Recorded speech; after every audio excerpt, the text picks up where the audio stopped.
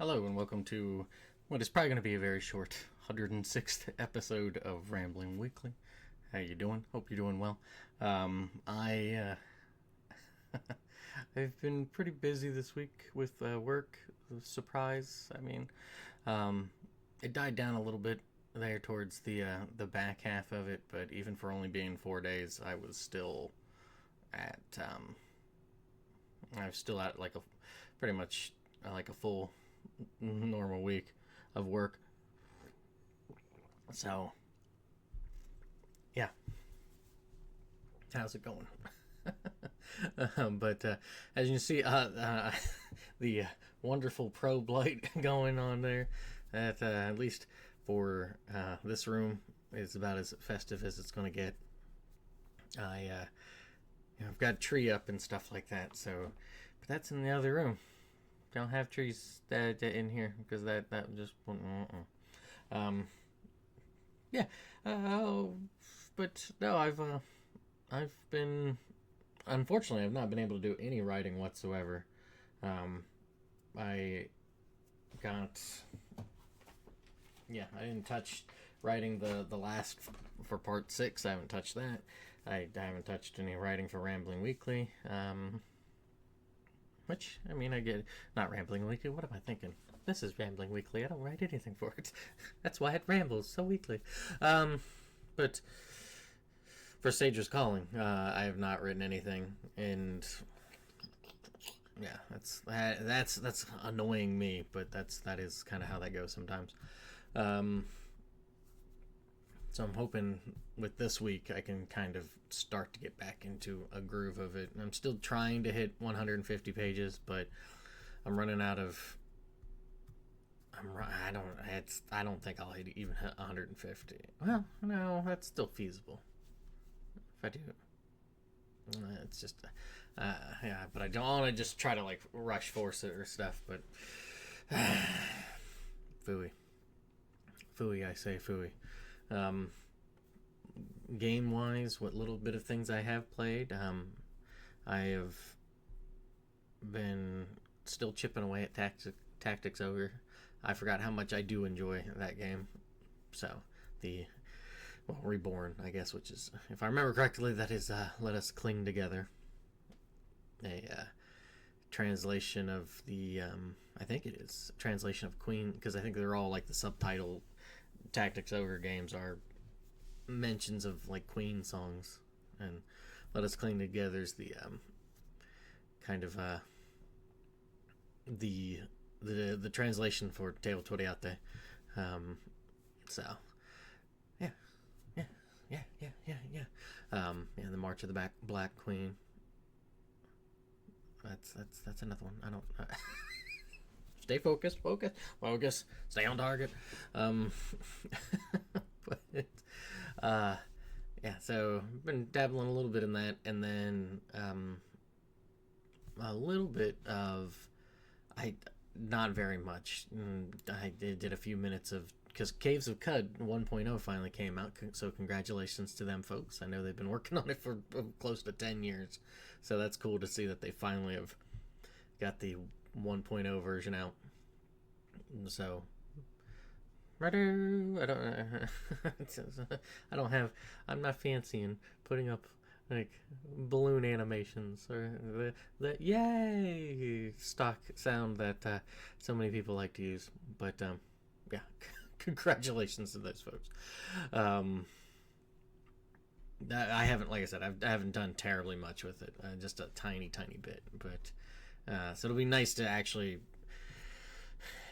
hopefully, get through Bethesda Susa for once. Things I get so far, and then I still end up so far away. The other game that I've been at really recently, the last couple days more than anything, is dabbling into Wild Guns Reloaded. I kind of want to do a video on it. I'm just trash at the games. So it's like one of those, like a game I can still have fun with even if I'm not very good at it. It's a fun game, and I if you haven't played it, I recommend it.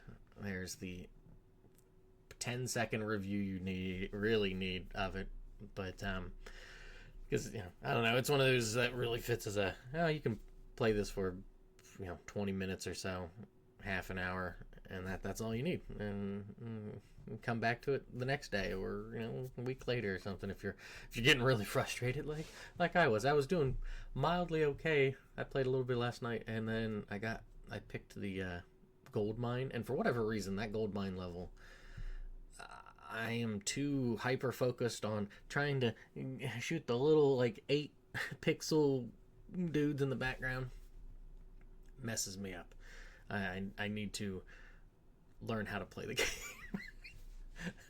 As a man who has played it for at least the reloaded 7.2 hours, which isn't a lot, but I mean,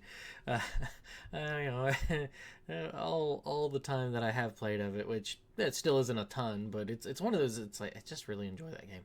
It's just fun. Kind of the same with Zero Ranger, the indie top-down vertical scrolling shooter.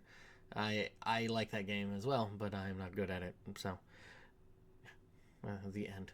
The story of my life. But yeah, that's what's been going on. So yes, being in the Christmas spirit, and I am going to just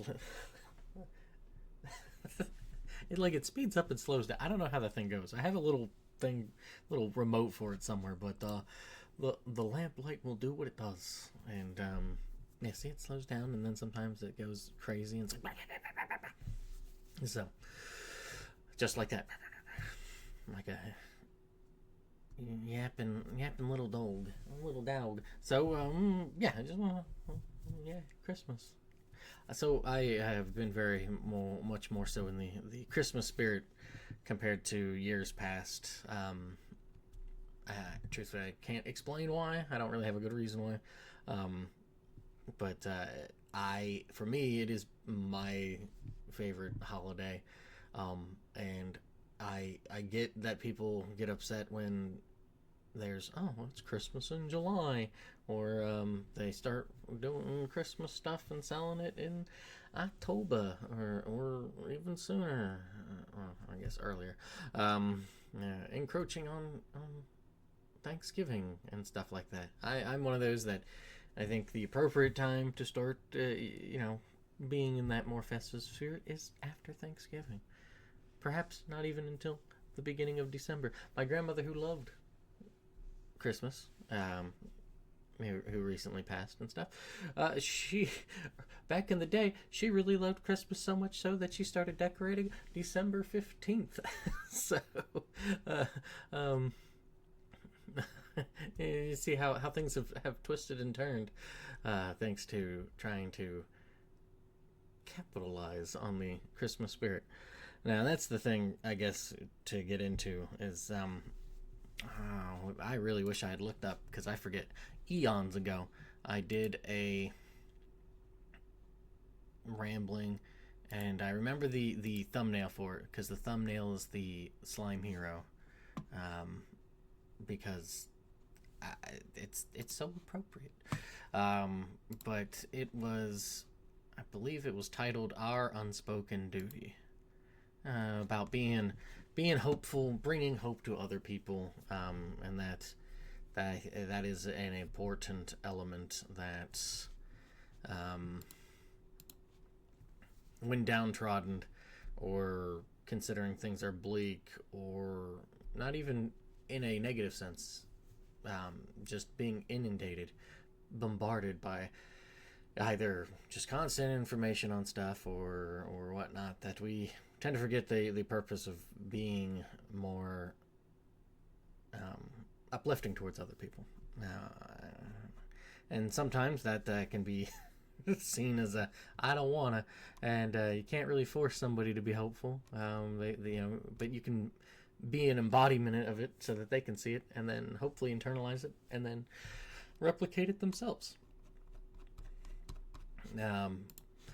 Because I think that's something that sort of misses the point when we talk about, and it was the 43rd episode, episode 43rd. If people want to go back to it, which is over 2 years old now. Gracious. But we like with gray morality and a lot of that for characters, for shows, movies, books, and such. It's very easy to do what needs to be done. The ends justify the means, justify the ends. The ends justify the means. Um, Now I'm having like an elderly moment. It's not something I normally say, so it's like the the means justify the end. No, the mean ends justify the means. Which is it? Either way, um, but the end justifies the means. You know why it takes me forever to do anything.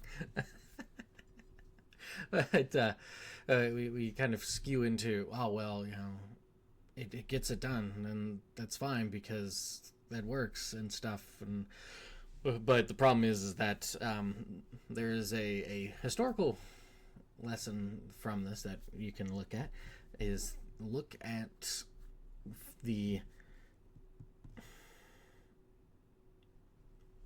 dissolving, the somersaulting, the stumbling into imperial Rome that the Republic Rome did. Generations before, like a couple generations before, you get to Caesar and all them.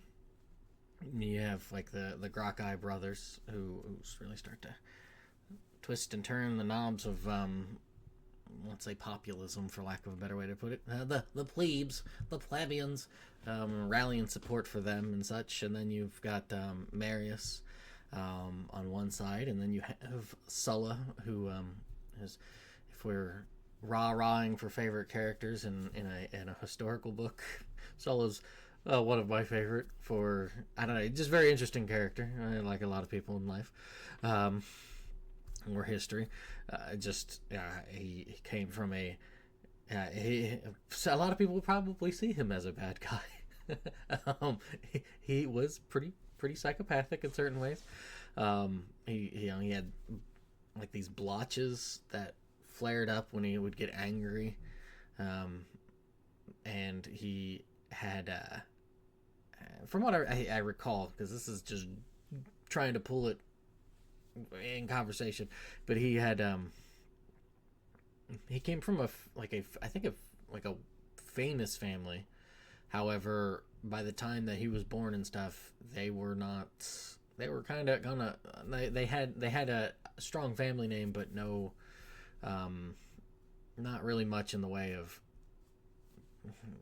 to move about things. They didn't have quite that cash, but he fell in with like a very famous prostitute, and she ended up dying and then bequeathing him a whole, like, lots and lots of money and stuff. And he had this temperament about him where he would have these like wrathful flashes of anger, and then there would be times where his men would be joking about him, and he would he'd be like, oh, that's pretty funny, kind of thing. As a very peculiar.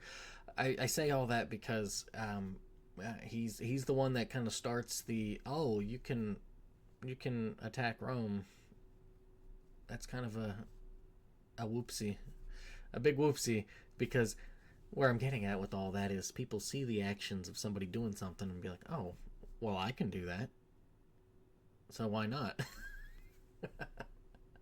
And so it is the, like, with the whole, they talk about like how interesting that is. I don't think it's quite as interesting as the either the upright character having to like deal with being battered against all sorts of odds because they are sticking to their morals, because that is much more I think that's a much more like that's a strength of character that does not how to put it, it speaks out better than, oh well, I'm going to do what needs to be done kind of thing, because that skews, that slides quickly into being crazy. um, that's similar with how I feel with Kaim from Lost Odyssey. Lost Odyssey, Kaim has this arc that is probably, at least I would argue, the strongest and one of the most heroic arcs in for like a JRPG character. Cecil from Final Fantasy IV has it, but it's because it's Super Nintendo. Here he is. He's somewhere around here, but okay, he has it a little bit going from the Dark Knight to a paladin, being more upright and stuff. But Kaim has lost that love for humanity and come full circle to rediscover it, rekindle that, and come what may, still struggle and strive. And I think that's a much much stronger and just cooler story to tell than simply Kaim beat bushy eyebrow Gongora. The end. But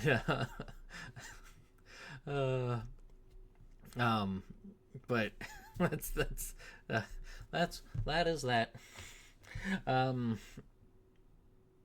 Yeah, and so this with the Christmas spirit, the spirit of giving, and just being kind and generous, which should, and I've made this statement in just private life and just in I probably have said it on the channel at some point, but to have with Valentine's Day or something, it is not. Sure, okay. It is a moment in which to do something extra, I guess. However, it should not be. You shouldn't be like saving all of your ammunition to be like, oh, I've gotta really go out for or him when the Valentine's Day comes along, and you don't have that for like St. Patty's Day, where it's like, I'm not gonna drink until I need to be kissed by the Irish, and it's kind of the same thing. It's like you express it to them day in and day out, and same thing with like Christmas or something. You don't just sure the giving of presents. I think that's where the whole Santa thing kind of maybe twists it up a bit, is that I think parents should get involved with it as well, and I think some do. I don't think it's just simply, oh, here's presents, kid.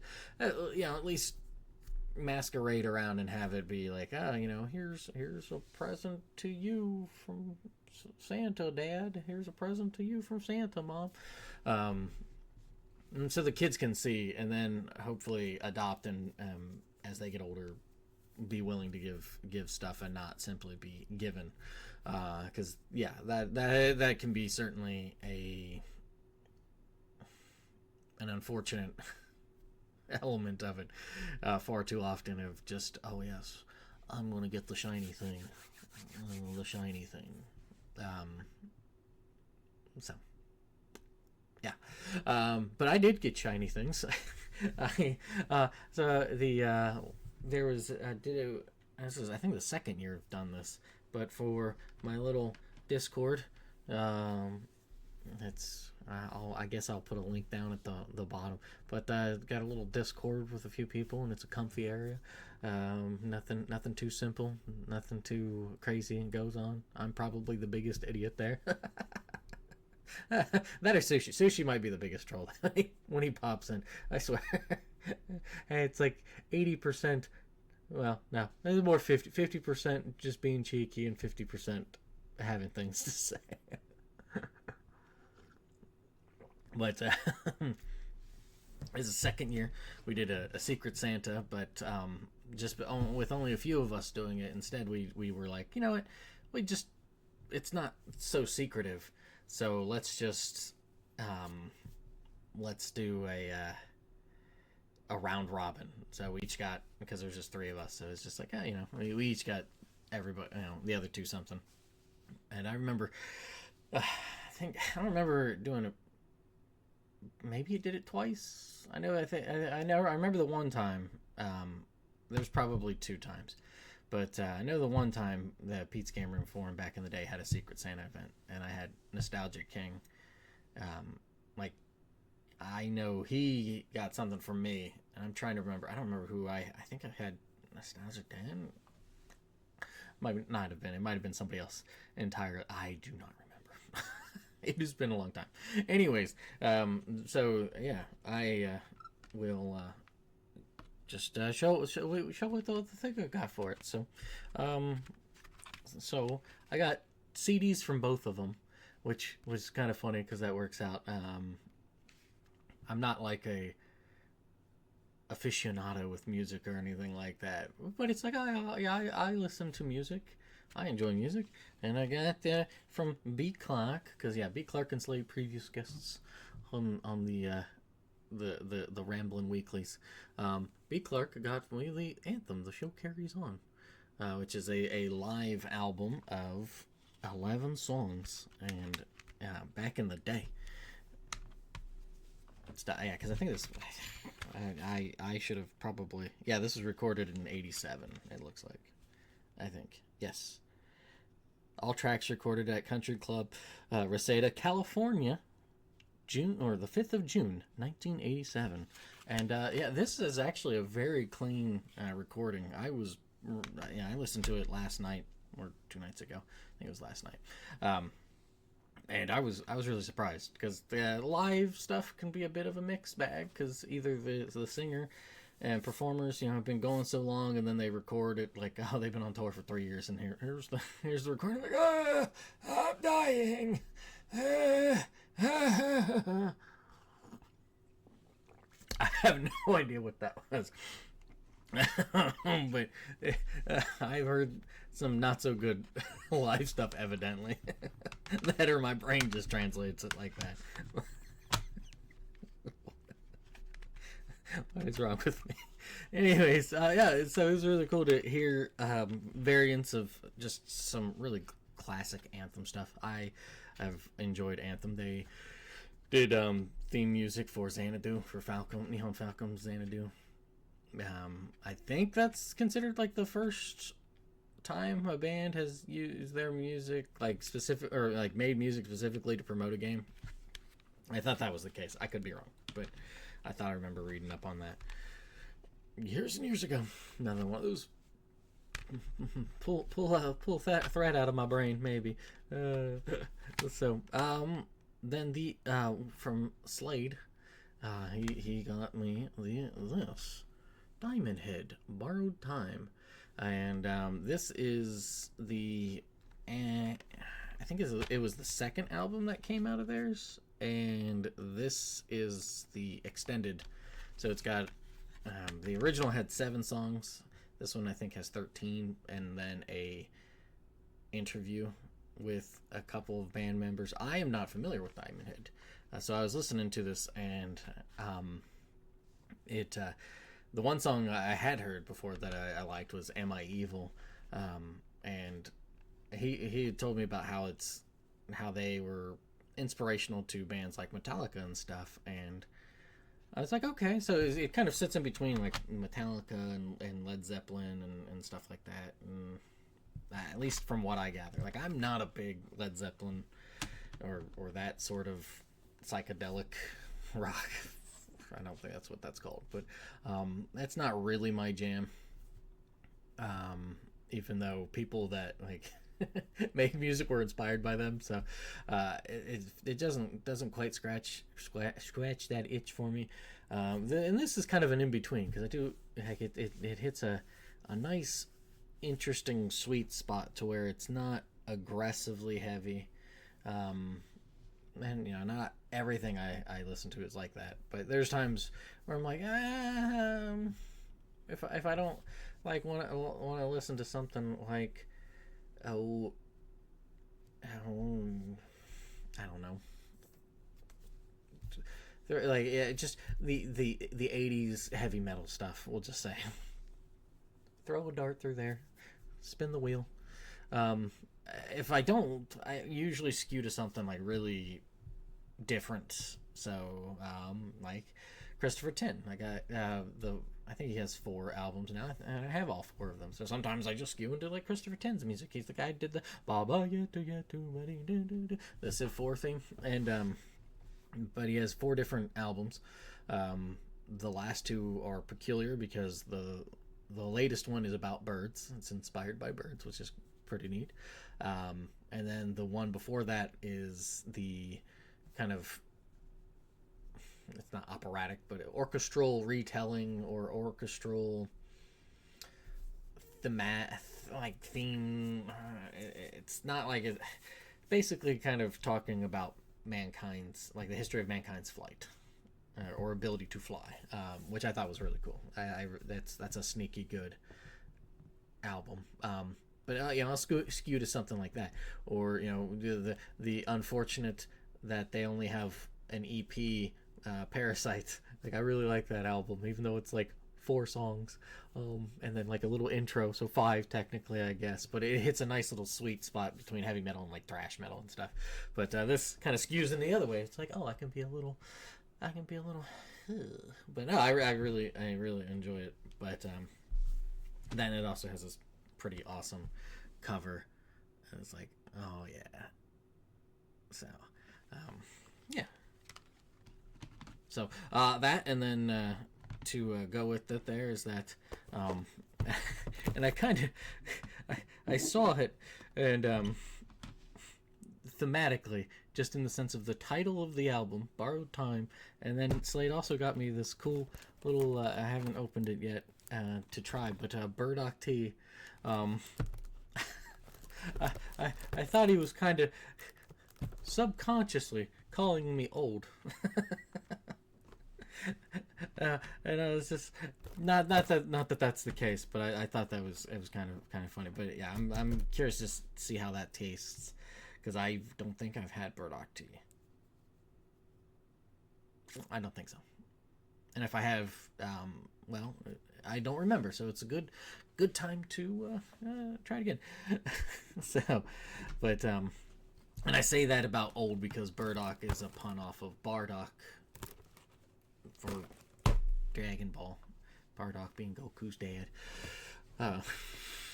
Yes.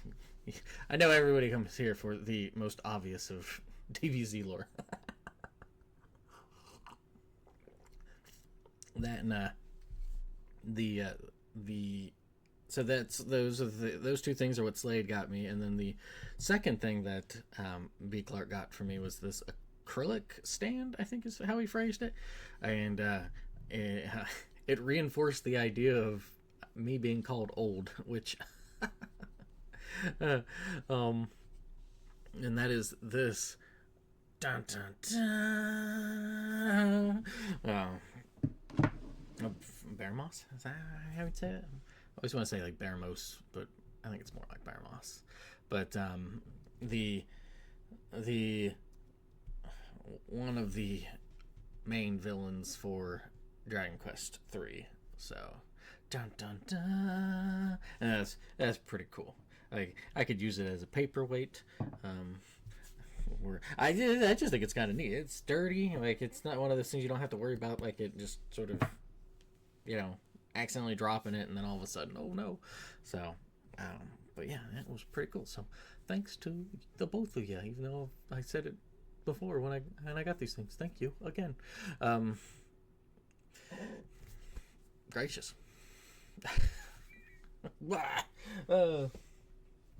But yeah, that's what I got.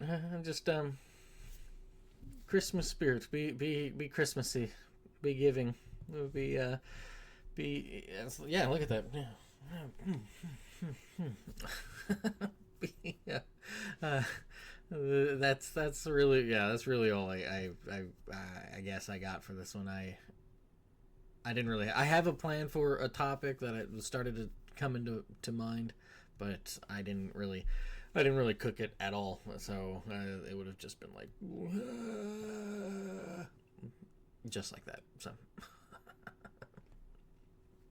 but yeah, enjoy your Christmas. If you don't celebrate Christmas, at least enjoy the days ahead, weekdays, weeknights, weekend, and everything between. Yeah, that's all I got for this one. I did not pick an outro theme at all. Oh boy. What should we do for an outro theme? I don't know.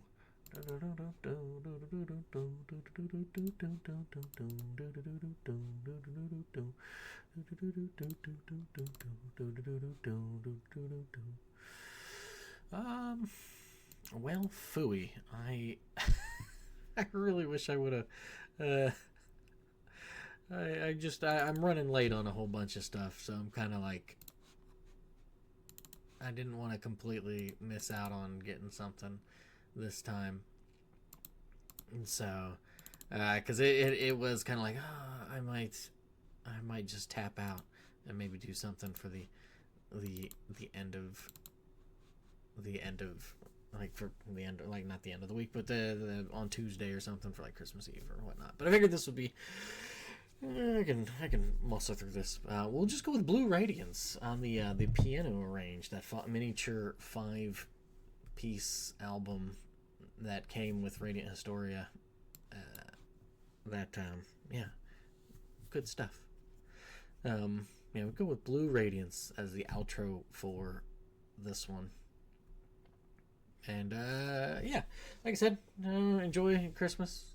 Links below for things such as like Big Clark's channel, because he's been putting in the work and being a busy bumblebee, talking all about all sorts of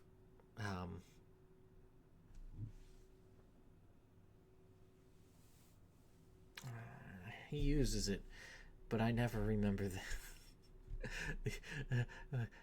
like a belt scroller, I think is what it's called. I just know them as beat 'em ups, because my brain is smooth. There's only so many pockets that I can put stuff to remember things in.